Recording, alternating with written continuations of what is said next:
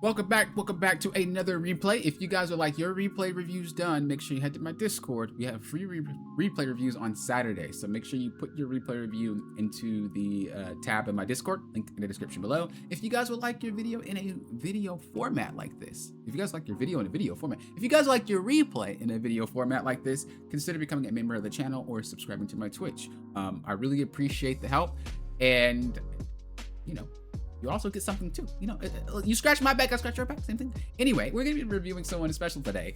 This player I've coached before, they're one of my students, but I've also done a lot of replays for them, and they've come a very, very long way. They're now eternity. You're eternity now. Round of applause to this player. Amazing to see how much they've grown. Amazing person. They support the channel. They're always active. They're a member of the channel, obviously, and a member of my Twitch. They're great. I really love you. So thank you so much for all that you've done for the community. And I'm more than happy to look at your replay review. So let's get into it. Let's get started. So we're going to be playing Star-Lord. And you were saying that now that you're Eternity, players are a lot smarter and wise on how to deal with him. So this is going to be a very, very fun game to watch because I haven't seen you play here before. This would be great. You have a Widow on your team. Is she trolling? Or is she a real Widow player? I don't recognize the name. I don't recognize any of these players, actually. Not at all. Oh, never mind. She's a Lord. So she's definitely a gamer. So right here, you're getting ready to look for a 1v1 on the Psylocke. And I don't know why you run. You should finish this off. As I always tell you guys, it is very important for you to identify fights or picks in low ranks, because as you get to high ranks, you get them you don't get them that often. It's very rare that you get them, and when you get them, you need to learn how to collapse, take advantage of wipe them out, and move on and wiping the next fight. In this, she used her alternate fire, right? She used her dash. You have your flip, and she's out. You also have a Luna Snowflake on you. She used alternate fire. She used dash. She went invisible. She only has one dash left, if any. I'm pretty sure she has one left. The second one's getting ready to come up, but you just go at her. You have your spin, you have gas in your tank. There's no way that you shouldn't be able to KO her. KO her, wipe the rest of the team. Team fight one, move on. This type of stuff you have to really learn how to do. If you're looking to push top 500, I know you didn't really have that as a goal, but if you eventually do try to push that, these are the things you're looking for. This is what you're gonna need to actively do to be able to stomp the competition, because Eternity to one above all is a push. Eternity 50 points to 100 points, not that bad, but should you try to hit 200 points, which is, I think it's 300 points now on console, it is very difficult, and you need to learn how to stomp games, and the best way to do that is through picks. So I would like to see you get better at winning your duels, get better at taking the duels, and get better at reading the abilities that they have left for you and being able to take them out like that. It'll go a very, very long way. So you get KO'd, you try to get back to your fight, your team gets wiped here, and then we decide to go in. Now, your team gets wiped. We shouldn't really do anything. And maybe you were trying to make a play cool, but it was kind of already knew that they were going to get wiped. You're late to the party. Just sit here and stay. Just sit here and stay. You're doing way too much than you need to. Be a lot more active in spurts. You don't need to be active all the time. Be active in spurts. So whenever you see your moment, then get active. Otherwise, you shouldn't be moving so much. You go from here, and you go around from here, and you fly back that way, and then you could have easily just run towards the enemy spawn, like away towards like the third checkpoint, and then just come back after they stop chasing you. Now you're staggered. And the only reason you're staggered is because you decided to go to the back line to the Loki. None of that would have happened if you just waited. But because you decided to do that, you have to have your exit plan, which has been running to third point.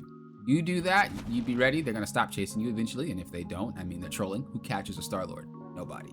So they chase you, they waste time, and your team wins, or they stop chasing you. You circle back, you wait for your moment, you clean up the fight with your ultimate, because you already know that they used it all. And you would win right then and there. Actually, Loki has ultimate, so he probably would have ulted. Unless you ult him instantly. You can take him out too. You were already behind them. You could do so much. You could do so much. So be active in spurts. Okay, so here you already got to pick on Doctor Strange. I don't think you had to ult this. You guys could have already won the fight. You guys are up. This is high rank, so it's easy to understand that you guys would win, and then you would stagger them. When you ult like this, you're not gonna have the ult for the next fight. And even if you guys do win this fight, they could still stop it right at that second spot. You see how you got nothing accomplished? Like, you could have done all of that and won the fight anyway. Just off the fact that you guys are up in there.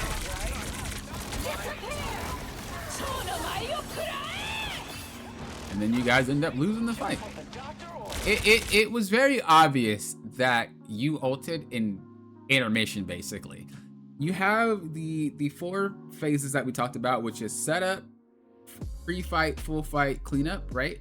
Well, it was circling back to setup, and you ulted in the transition between it, which is why you didn't get any value off of it. When we could have just played for the fight, made a few picks here and there, maybe staggered a little bit more, and then look to ult the real fight. So it's more just kind of like ult timing in general, and the reason why you had your ult for so long is because you kept getting picked off.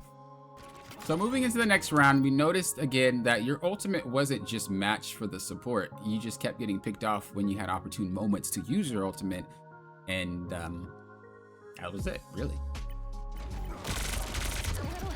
So we're moving into this round, and we're gonna see if we can change it up a little bit. Basically, what you're trying to do, if you want to really get down to it, is you want to try to bait out the Loki lamp. Once you do that, you can then look for an ultimate. But before you look for any type of plays, you have to try to bait out the Loki lamp, period. Otherwise, you're not going to be able to play the game. I want to see you look for flanking opportunities more. So the reason why you're constantly playing in main is because you're extremely active. Stop being active. Play in spurts. Like, I really want you to go to quick play. I don't know if I want you to do this in rank because you might like ruin your life, but go into quick play and really do it. Just play in spurts. Only be active, and honestly, set yourself a time. I don't know if you want to, I know it seems kind of over exaggerated to set yourself a timer like on your phone or something like that, but stuff like that really helps players improve. And so if you really want to try to hit top 500 again, I don't know if that's what you want. Maybe you just want eternity again.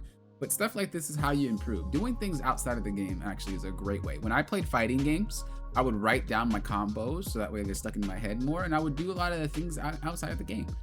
If you really want to hit top, you got to do some stuff a little bit unorthodox.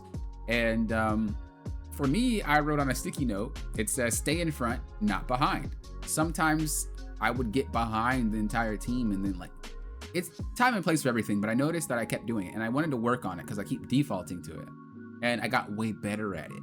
So I suggest, if you really want to, set a few timers, and you can, tap each one, or reset the timer on your phone and just tap it and say, okay, and as soon as you're gonna look for a play, tap it and give yourself 15 seconds.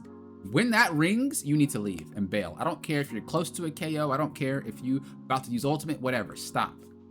You reset, do it again, and really learn how to play within these 15-second windows. Honestly, I think 15 seconds is very generous.